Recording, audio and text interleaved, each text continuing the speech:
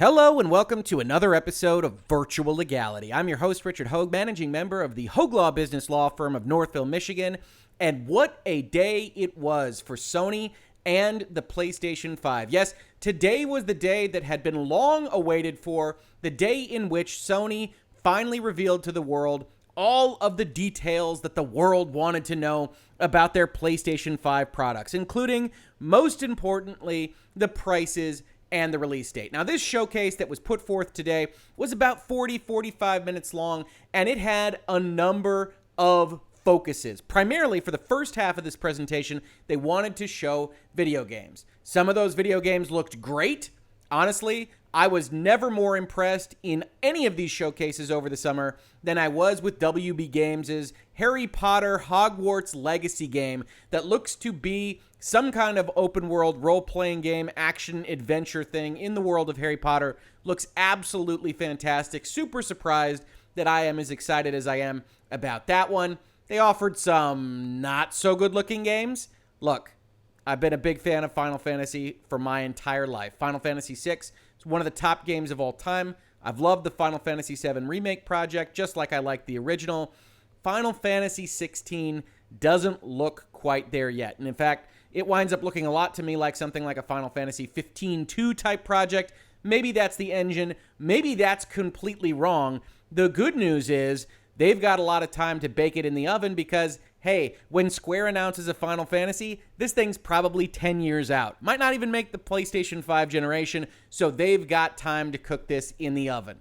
And if that wasn't inexplicable enough, well, then we also had Five Nights at Freddy's make an appearance in the PlayStation 5 premier major multinational showcase.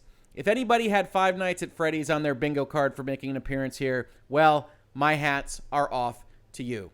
But at the end of the day, what everybody was waiting for was the price of these machines. And Sony did what a lot of people expected them to do after Microsoft came out with their numbers.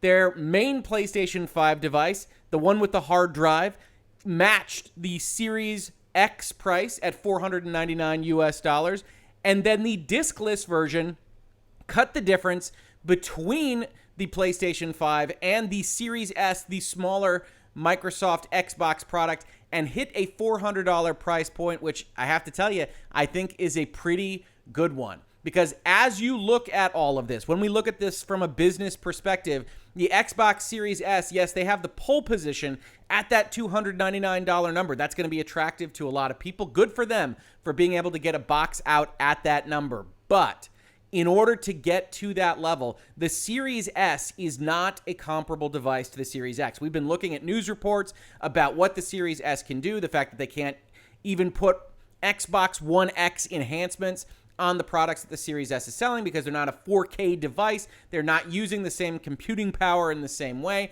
And it is demonstrably different from what the Series X is going to put out on your TV screen. The PlayStation 5 digital version, by comparison, is the same as the PlayStation 5 normal version. It just doesn't eat discs. So for $100 more, the Sony pitch is, for $100 more than that Series S, you're going to get a full-fledged PlayStation 5. The same PlayStation 5 that the guy with the disc player has, but it just doesn't play discs. So why not get the full feature set of a PlayStation 5 rather than get a harmed feature set, a feature set that isn't as great as the Series X for that $300 purchase price? In my opinion, that's going to be close enough to $299. I think PlayStation 5 Digital is going to be a very successful project. But any way you look at it, these are good prices. This is a good spectrum of choices for people. And really, who can believe in 2020 that these two major corporations are going to release what amounts to 4 luxury items in 2020 at Christmas time during the holiday season in what might be one of the biggest economic downturns of our lives? It's a very interesting year here. And while this was a good presentation from Sony, while I think the 45 minutes that they actually put out there was well done, it had good pacing, it had a number of games that you could grapple with, that you could remember, everything kind of changed after the showcase was over. Now, to give the proper perspective to this, I want to acknowledge that I have also come down pretty hard on Microsoft's messaging in parts, right? I've done videos in this space in Virtual Legality that said, look, that Microsoft showcase, it didn't have proper messaging. It wasn't clear as to how the generational divide was going to work across these various products. Their Xbox One and then their Xbox Series X, when the Series S wasn't even yet announced. I didn't like the messaging that they put forth that things were optimized for Series X, that this was the most powerful console ever, and that Halo Infinite didn't really show that off. So, to be fair now, it has to be pointed out that Sony actually wound up having a rough day after the showcase was done if we look at the statements that they have made throughout the year. If we actually hold them to task for what they had been pitching their project as, what the PlayStation 5 was supposed to be. And the Washington Post did a great interview with PlayStation CEO Jim Ryan today. He says more PlayStation 5 units will be available than PS4s in 2013. That's the top line item, but there's a whole lot here. I'm going to read you some excerpts. I highly recommend checking it out for yourself. I will, of course, link it in the description. And it goes as follows. The choice for buying a PlayStation 5 is simple. It's $499 unless you don't care about having a disk drive.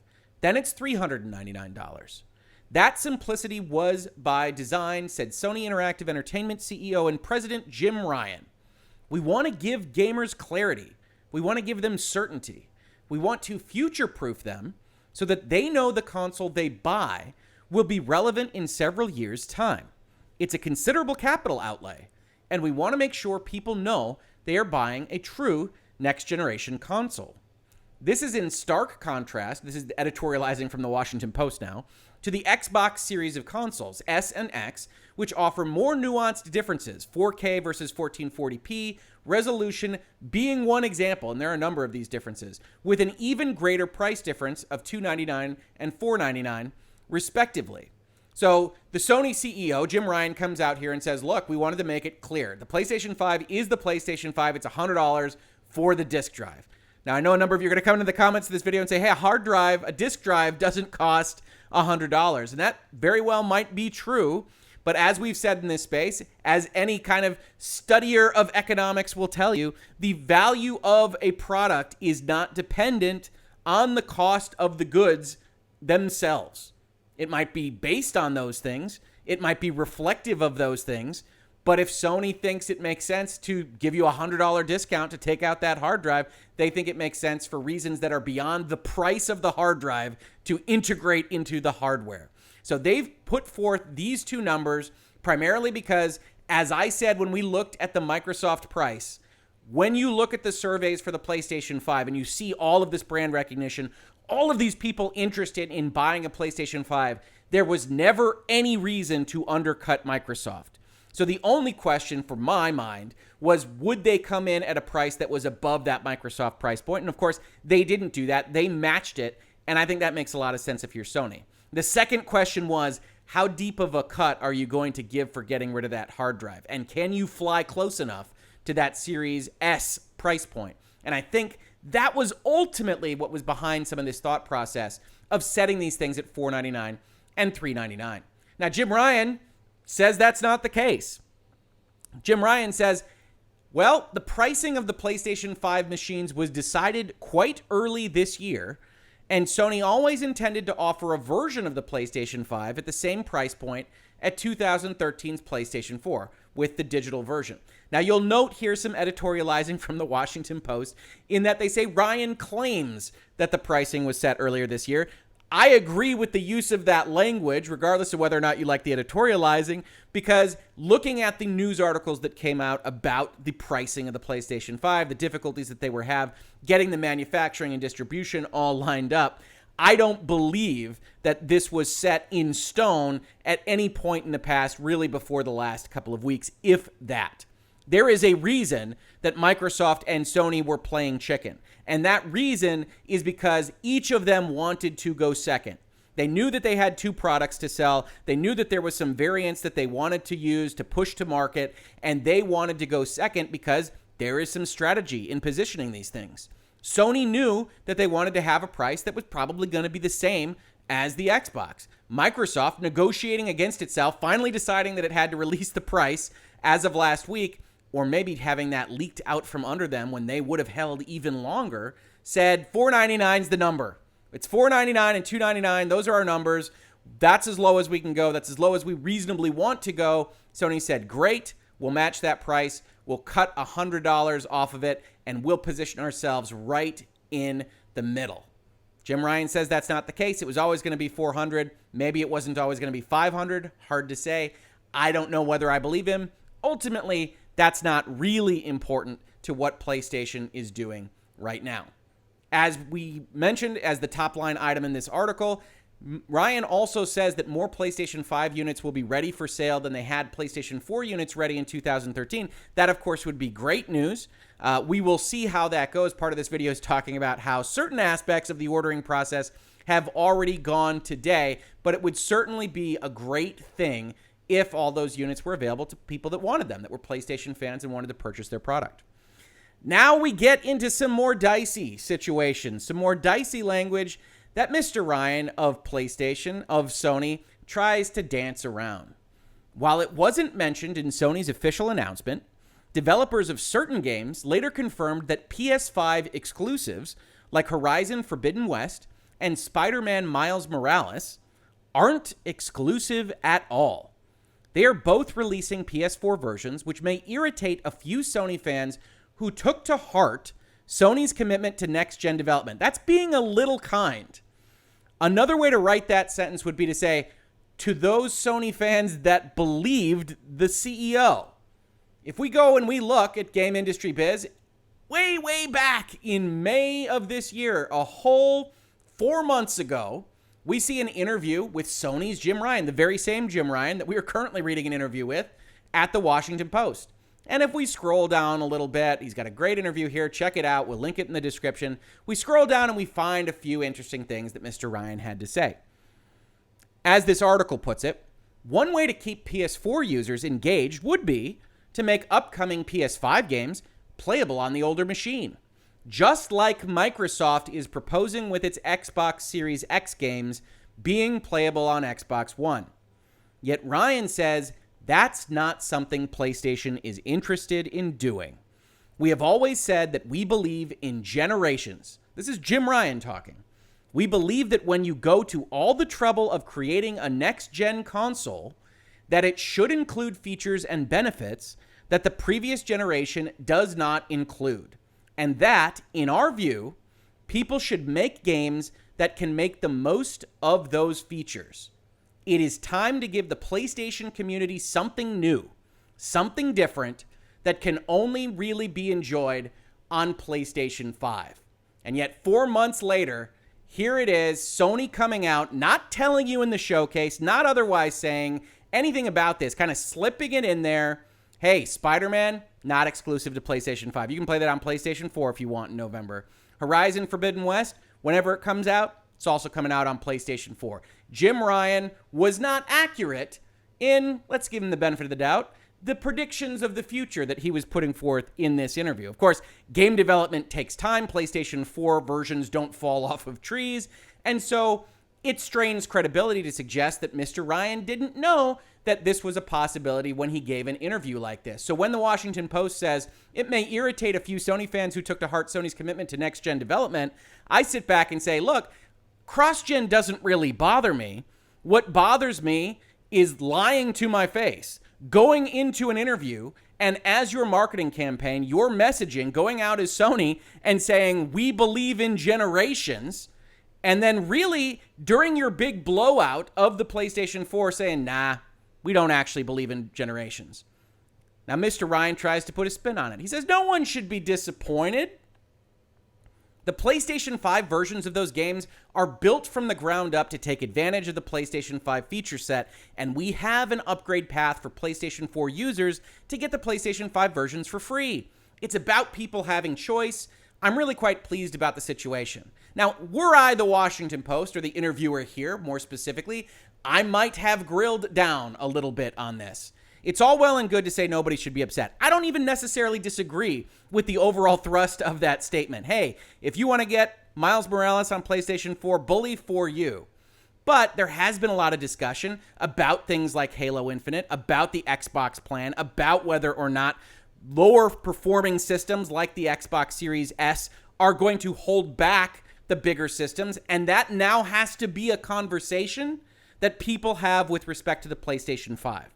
Because I don't know when Horizon Forbidden West comes out. I don't know when these various things are ultimately going to come out, but it is clear that Sony intends to have this cross-generation capability for likely at least a year.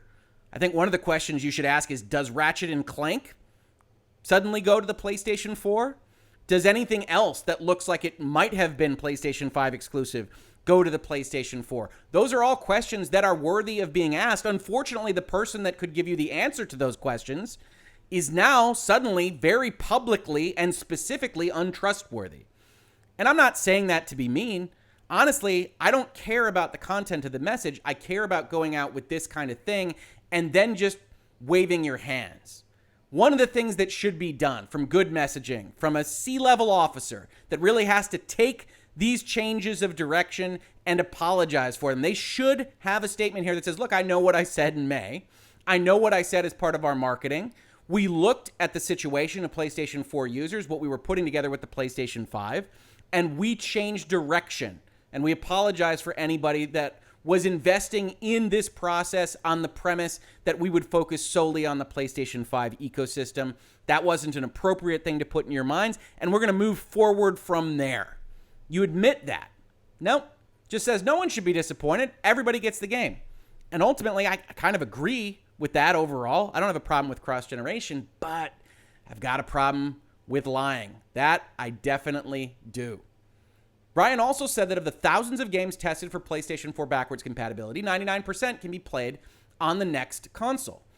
Sony also announced a new service called PS Plus Collection, which will offer 18 PS4 first-party titles for download to subscribers to the PlayStation Online service. Now, that yellow part I actually think is wrong. It's unclear. Obviously, nobody has the PlayStation Plus Collection right now, but at least in the showcase, they showed a bunch of third-party titles. Things like Batman, Arkham Knight, I think, was one of the things that was shown. Persona 5, things that aren't first-party titles to Sony and the Sony first-party developers. So I think PlayStation Plus Collection is intended to be something different than that. Maybe exclusives to the Sony brand, hard to say, although Batman doesn't do that either. Either way, I think this description on the Washington Post is a little bit incorrect.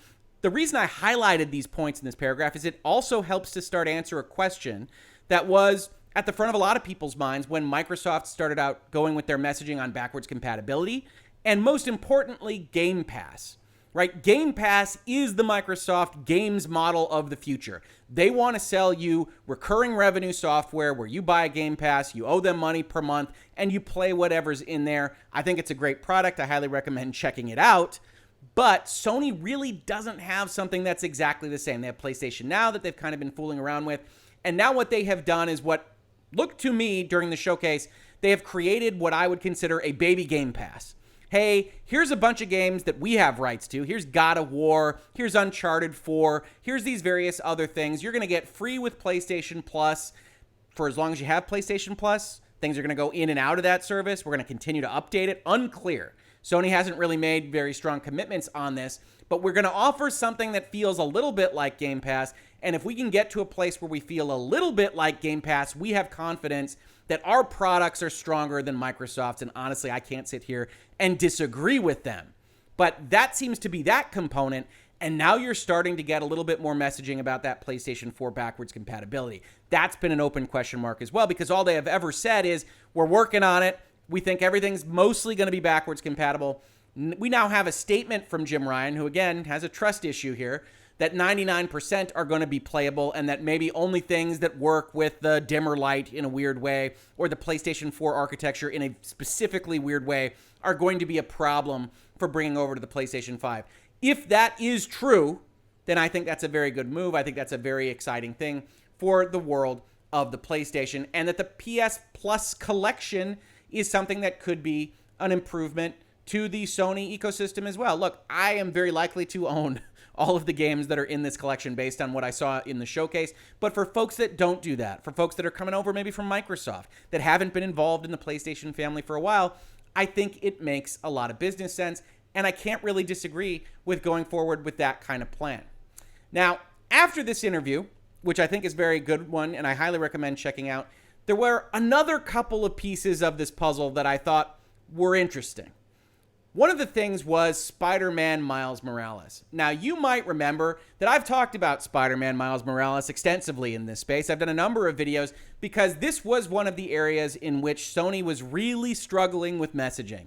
You can see here that when they first announced it, IGN thought it was a sequel. Was it a remastering of the original? They've got descriptions that it's an expansion and an enhancement. Maybe it was a standalone game. Ultimately, things kind of started developing in a direction that suggested that Miles Morales was a standalone of a kind of Uncharted or Infamous level of those standalones, and then something else might be attached to it. In fact, I did that video when Comic Book Gaming, reiterating something from Game Informer, said, Miles Morales on PS5 reportedly includes a PS5 remaster of PS4's Marvel's Spider-Man from 2018.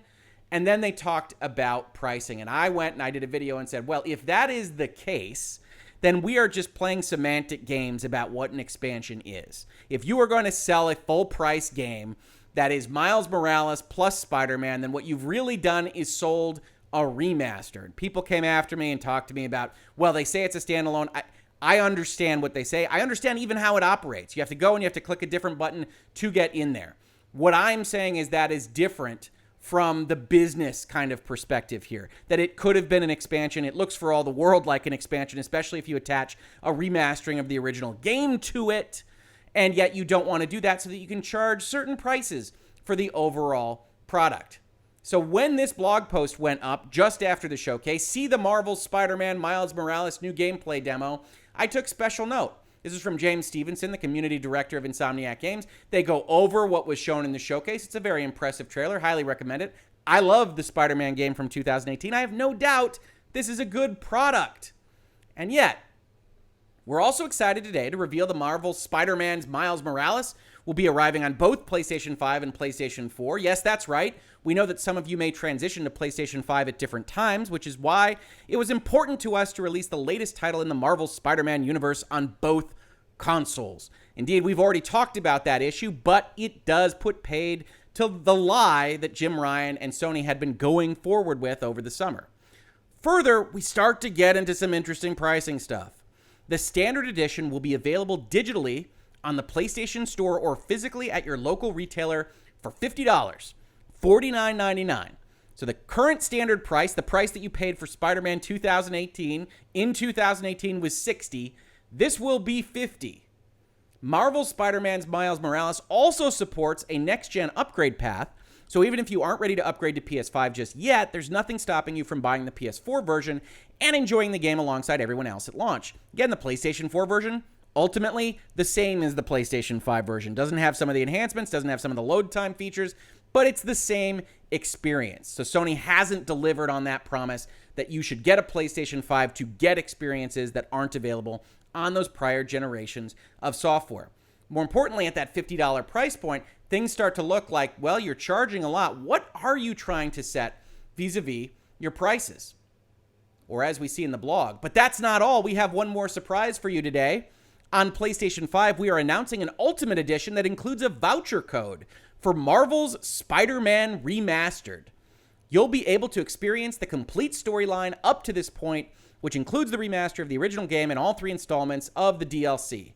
The remaster for the PlayStation 5 is no simple up-res. Many of the game's art assets have been completely updated. You'll see better-looking characters, ray-traced reflections, ambient shadows, and probably a whole heck of a lot more puddles. I think we can all hope for those puddles. But at the end of the day, what does that Ultimate Edition cost? Well, it will launch both physically and digitally on the PlayStation Store for $69.99. Which means, if you're keeping track at home, that they are selling this remaster of a game that you may or may not have already purchased in 2018 with a mandatory $50 cover charge for another $20, leading to a purchase price of $69.99 and giving some credence to these rumors that came out earlier that Miles Morales was going to be packaged with a remaster of Marvel's Spider-Man from 2018. Now, why does that $69.99 price point matter so much?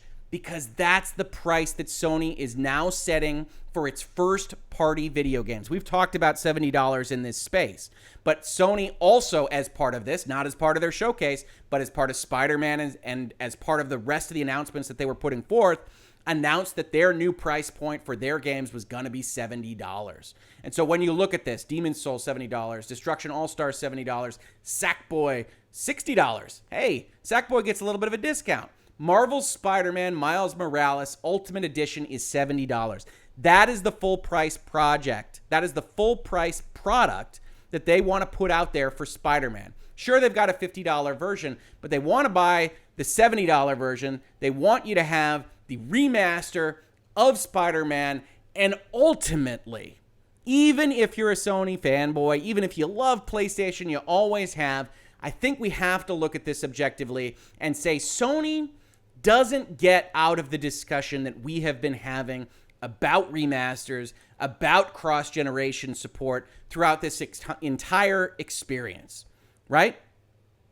Control got into a lot of trouble. 505 Games got into a lot of trouble, both in journalistic outlets and definitely on this channel, when they said, hey, if you bought Control and the DLC before, we're not going to give you a free upgrade over to the PlayStation 5, but if you buy this $40 version that it's new, we're going to give you that free upgrade over to the PlayStation 5. The Spider-Man situation is not perfectly analogous. You've got $20 vouchers, you've got a slightly older game, you've got no upgrade path even offered at all from the PlayStation 4 to the PlayStation 5, but you have a similar kind of concept. We aren't going to do smart delivery like Xbox says. We aren't going to bring things freely from the PlayStation 4 to the PlayStation 5 environment. Indeed, as a first-party software developer, we are going to charge you for the privilege of playing that game you bought not 2 years ago and to have it have ray tracing and ambient shadows. It's going to be $20. And it might not ever be $20 alone. We don't know.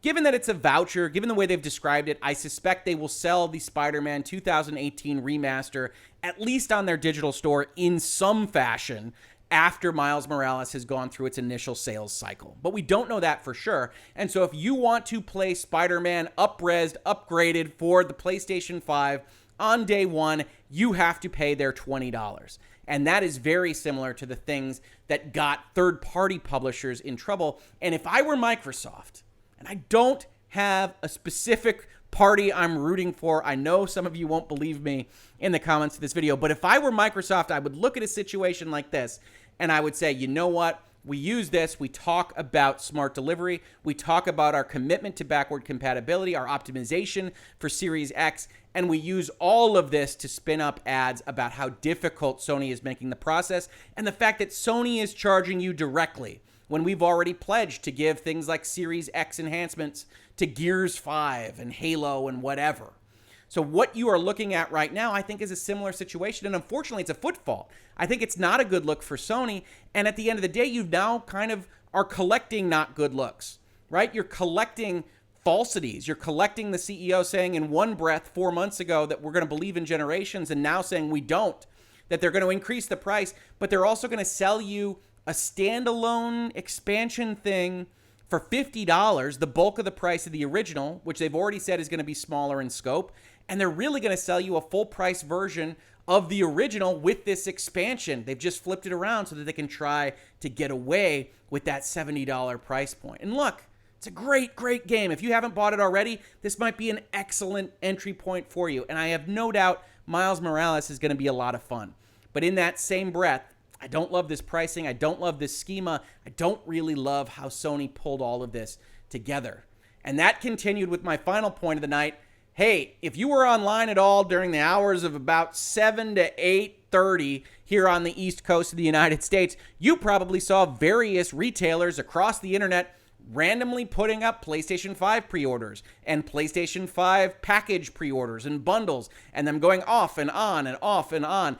And if you're like me, you tried to hit some of those buttons. Maybe you had some more success than me. I didn't get a PlayStation 5 trying to click on those buttons. But at the end of the day, it was a mess. Or as The Verge says, it was a mess. Did you pre-order a PlayStation 5 today? Sony ended its presentation today with the long-awaited price and release date for the PlayStation 5 but stopped short of telling gamers when and where to buy one, until a tweet seemed to make things clearer. Pre-orders would begin tomorrow on September 17th.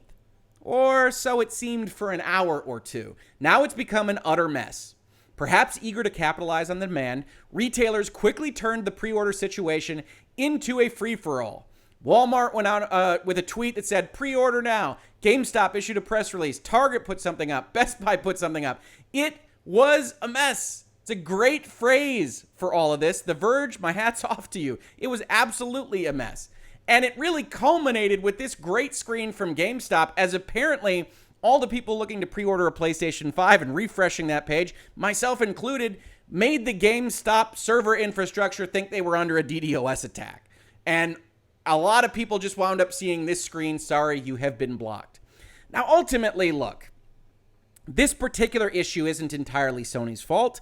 Sony isn't in charge of the retailers. I have no doubt there are some phone calls going on right now talking to people that wound up setting this up because it looks bad for Sony. One of the reasons it looks bad for Sony, though, is of their own making, and that is like the earlier summer comments on believing in generations. They went out with the comment to assuage people's fears about being able to get a PlayStation 5. Or as Jeff Keighley's tweet here says from July 17, PlayStation Worldwide Marketing Head Eric Lempel says they will give gamers plenty of advance notice. Now look, even if the pre-orders went up tomorrow, they didn't put that information in their showcase. They didn't put it in the place that most people would find it. They put it in a tweet afterwards and said they will start the next day. In my mind, that's not plenty of advance notice. But as we say in this space, reasonable minds can differ. Either way, though, when something like this happens shortly after you say pre-orders are going to go up tomorrow, everybody is justifiably upset at the entire process. And you wind up getting articles in The Verge talking about things being sold out, buttons not working, errors happening, things moving in and out of carts. And so at the end of the day, Sony really only has themselves to blame. They said they would set up a time. People would know that time. Perhaps their retail partners would have been aware of that time had Sony done a better job of setting it up. And instead, this whole thing winds up looking amateurish and winds up with your biggest fans, the people that really want to give you $400 or $500, experiencing intense frustration. And for what? Now, I strongly suspect that Sony made the decision that pre-orders would go up tomorrow pretty late in the day. And so they didn't have the usual kind of hard and fast processes to make sure that retailers knew what was up, knew when to hit buttons and things of that nature. And then once one retailer jumps on things, yes, the rest of the retailers are going to say, embargo's broken and we're going to do it as well. But ultimately, Sony should have been in control of this.